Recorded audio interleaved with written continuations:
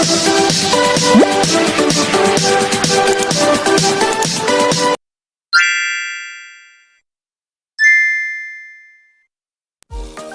guys! Welcome back to our channel! Ano nga palang video natin today? Today's video, gagawa po tayo ng paper mache! Paper mache! Oh, ano ba yung mga kailangan natin dito? Ang mga kailangan natin dito ay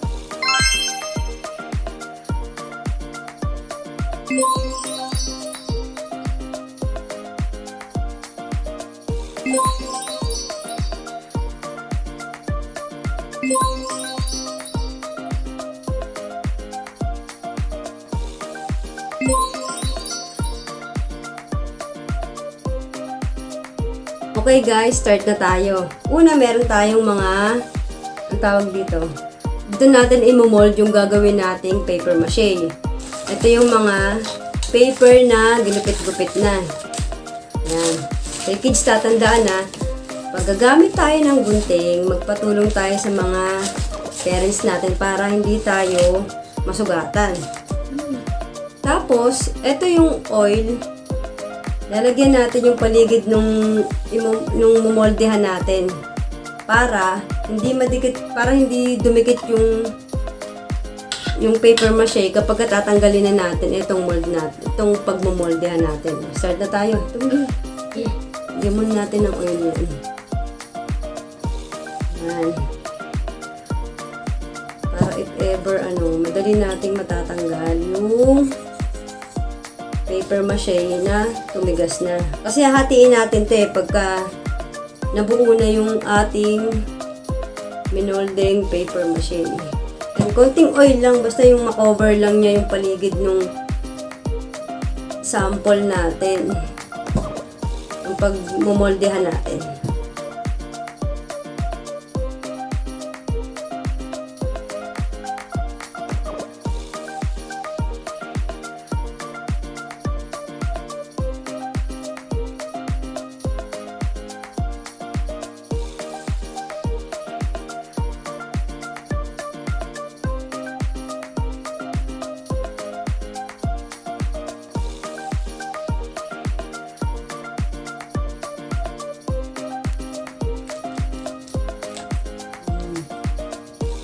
Ulit-ulitin lang po natin yung procedure niya hanggang sa ma-coat natin lahat ng yung minumoldehan natin, mabalutan natin lahat. Kasi kailangan makapal yung maibalot natin para pagka tumigas, buo yung pagkakamolde niya.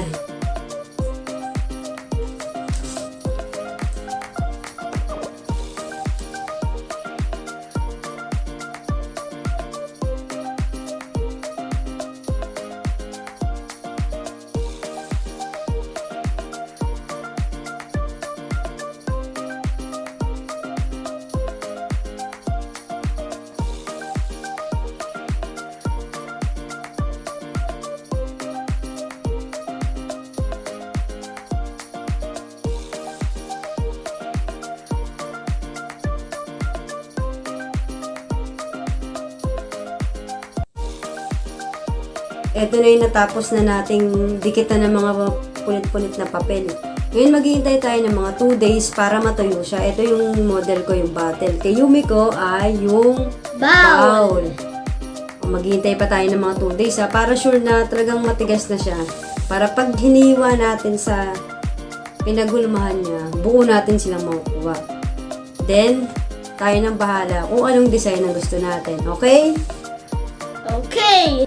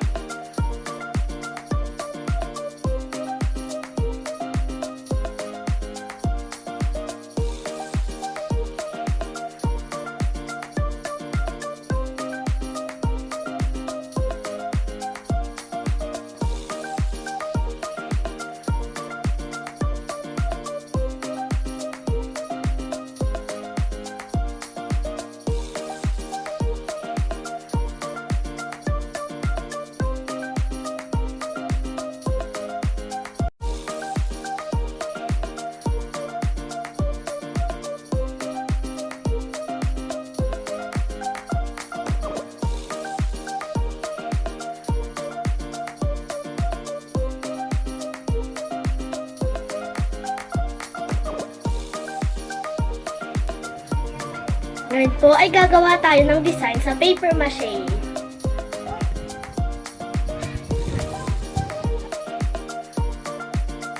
Okay, ngayon ang gagawin natin ay magko-color na tayo ng mga paper mache na nilagyan natin ng design. Ito sa akin. Simple lang.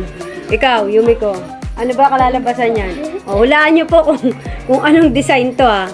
Kung ano itong mga pinagagawa ni Yumiko. Game. Ano ba yung ano? Pasayin natin. Huwag mo ipuno sa kamay mo. Black.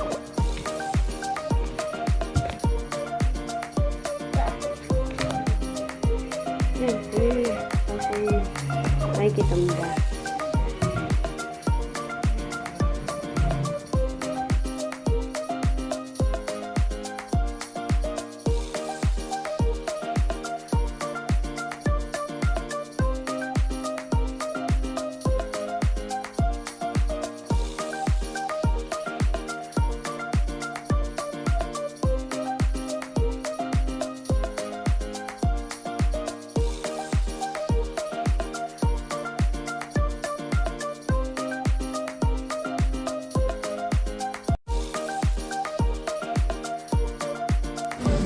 Ito naman yung natapos namin. Yan. Tapos, ito kay Yumiko. Start na ulit lalagyan natin ang bagong design.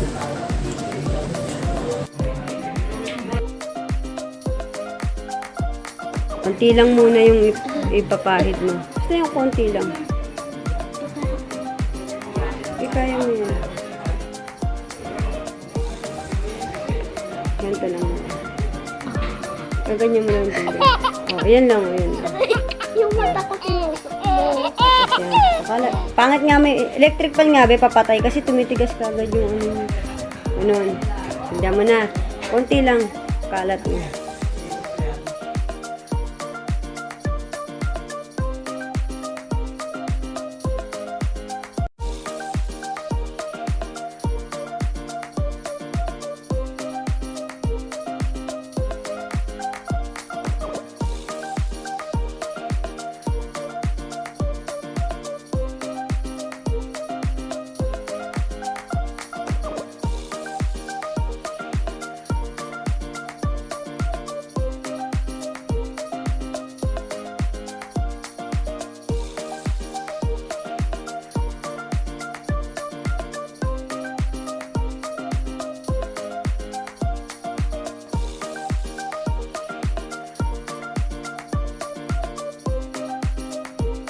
Okay guys, ito na yung natapos ni Yumiko sa pag-paint niya ng kanyang paper mache. Ayan. Ayan. Hello naman. Teka lang.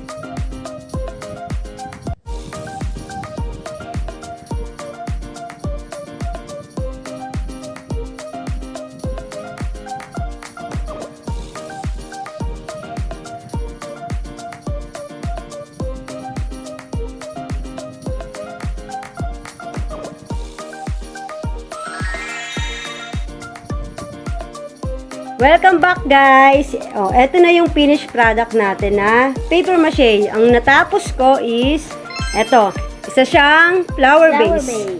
Yan, tingnan nyo. Oh, di ba? Okay na yan. Cute, di ba? Maganda siya rito sa center table sa sala. Okay, Yumi ko naman ay isang PartyBowl. PartyBowl. Tingnan nyo, ang cute. Oh, isa siyang pakwan. Yan. Ano pwedeng mga ilagay natin dyan? Pwede po nating lagyan to ng mga chocolate. Yan, chocolates para sa mga parties. Tapos sa room nyo, pwede nyo lagyan siya ng mga coins nyo or kahit na anong mga bagay na maliliit. Yan. Mga little things. Yes, mga little things. Okay guys, ito na yung mga natapos natin. Ang cute, di ba? Yung mga papel na mga punit-punit na papel, pwede natin gamitin ulit para makagawa tayo ng isang arts tulad nito mga paper mache. Basta, gamitin lang natin yung imagination natin sa paggawa ng mga bagay na tulad nito, yung mga project nyo. Tsaka, mas maganda kung kayo mismo yung gagawa kasi natatry nyo yung inyong skills kung paano mag-design, kung paano mag-paint tulad nito. Si Yumiko, yan. Ito yung first paper mache na ginawa niya. Yan. Tanggalin natin yung laman. Ito guys. Yan. Pakwan! Pakwan! Oh. Yan. Pakwan! Yes, natapos na naman tayo sa isang vlog. Kaya guys, see you on another vlog. Bye! Bye! Thanks for watching! Bye! Bye!